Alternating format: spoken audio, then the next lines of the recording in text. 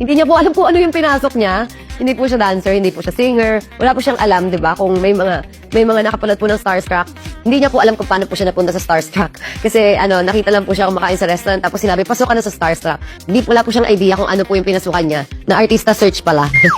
Kumakain nga si Katrina ng buttered rice nung bata siya. Pero first time niyang makatikim nito with peanut brittle and ketchup. Nakalat. Para naman akong malusog, malakas, at bibo, kumakain ako ng butter rice. Hindi nga ako mapili sa ulam eh. Ketchup. Peanut brittle.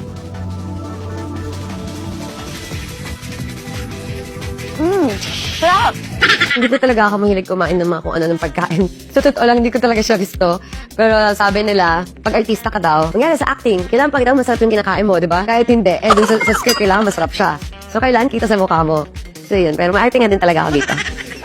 Well, sabi ko nga, di ba? Acting yun eh. Kailangan gawin natin.